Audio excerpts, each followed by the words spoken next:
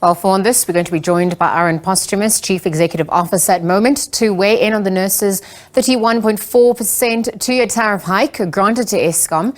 This comes as the DA is challenging the implementation of this hike. Ahren, good afternoon. Thank you for your time with us here on the SABC. Afternoon. Thank you for having us. And I think it's a really important issue that we address here today. Well, absolutely. So perhaps for context's sake, let's explore Nersa's justification for the tariff hike initially then. So Nersa's justifying the approval of the hike. We have to remember that Eskom has applied for this price hike and that the National Party has actually supported this application. Nersa has said that it needs this revenue to fix the broken utility. However, Nhlanhla Gumede from Nersa actually himself said that it was quite ironic that Eskom was requesting such amounts which are above inflation at a time when the utility is failing to produce electricity. We've seen clear studies done by multiple organizations across the world that show that there is a clear correlation between electricity production and GDP in the economy. So these electricity issues that we're having is not just a problem for power in homes, healthcare, and all of the other issues, but it's actually a really, really long-term detrimental issue for our country's growth, our longevity, and our future, really.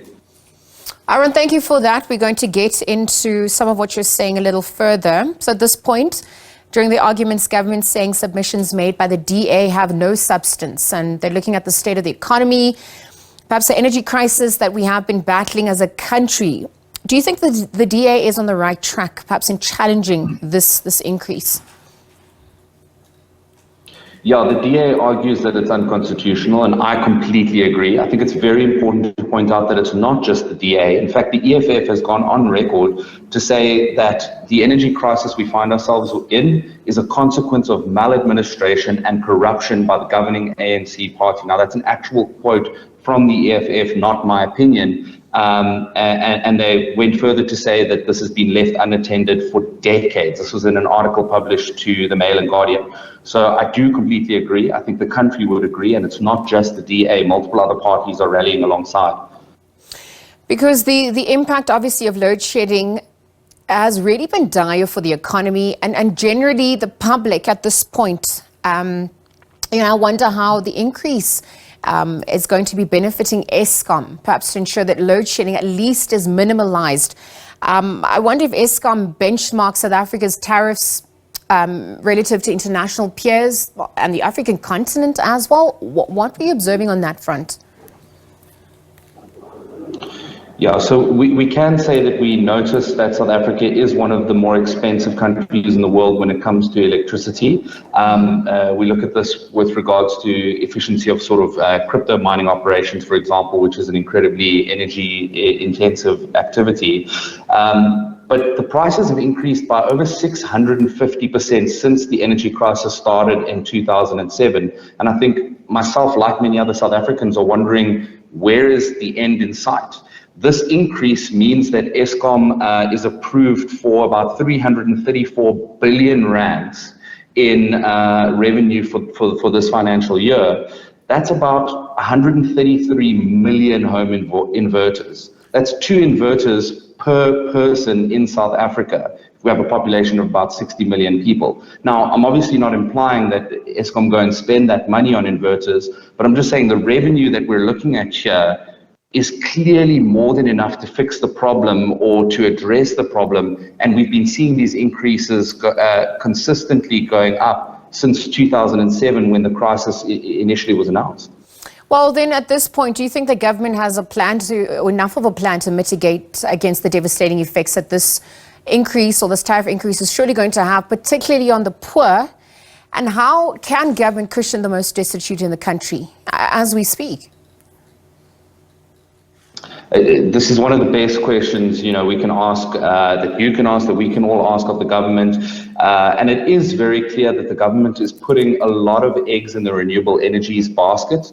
I was fortunate enough to meet with former COO Jan Obenholzer, who stated that the price hikes these concerns about the price hikes were raised about 5 years ago, actually, but they were shut down. And he also stated that it's unlikely to slow down anytime soon. He doesn't see that changing. He's now gone and joined a renewable company, which I think tells you where the future lies. Now, what I will say to the credit of our government is, along with a strong push from the DA as well, there have been very good tax incentives put in place for funding solar installations, which now do apply even when you're funding solar installations on other people's roofs. So I think, again, South Africa needs to look towards ourselves rather than relying on a government which consistently over the last decade has not pulled through for us and has not solved the problem. We need to look to renewables. We need to look to solutions that we ourselves can play a strong hand in. And one of those is, for example, funding solar installations on other people's rooftops through initiatives like SunCash, for example, and others that are out there. There's many sort of tax funds now that are opening up to take advantage of the Section 12B tax. It's 25% for individuals, 125% rebate for companies. That is a really, really strong tax incentive, and the government is pushing for that. And for me, at least, this is a clear indicator that that is what the government is hoping will be sort of the savior for our energy crisis. It does kick the can down the road because now you have grid strain issues and two-way feeding issues. But at least in the short sort of 5 to 10 year span, I do think that it is a viable solution for us, and will also put us on the forefront of the world stage in terms of being leaders in renewable energy generation. So that's sort of an upside that I try to look at and look for the silver lining here, is that we as a country have an opportunity to step ahead of the rest of the world, but it's very unfortunate that we're only finding ourselves with that opportunity because of the dire straits that we're in right now. Ahren, to end off this conversation, back to the court case. I mean, if load shedding was declared unconstitutional, according to John Steenhuisen, who says it would force the government to put a workable plan on the table to fix the situation. In your opinion, do you think this is going to ramp up efforts on their part? I mean, there are other court cases pending and other mechanisms in place as announced by the Minister of Electricity. There's also a trust deficit. Yeah. To be honest, it really does feel like we're stuck in between a rock and a hard place here, because we can deem load shedding unconstitutional, but if our current capacity just doesn't allow us to produce the energy requirements or the base load requirement that the country has, then you can't really say, well, it's unconstitutional to turn off the power, but we can't produce enough power.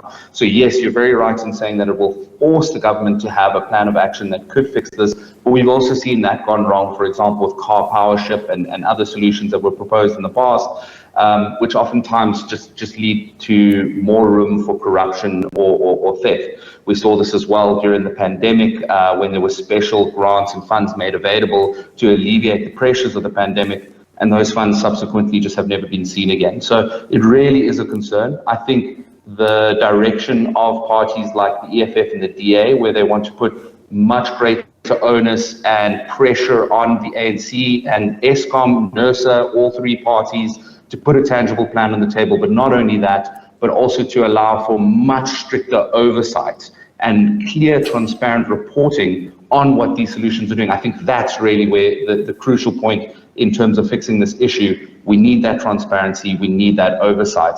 Otherwise, there's just room for repeating history.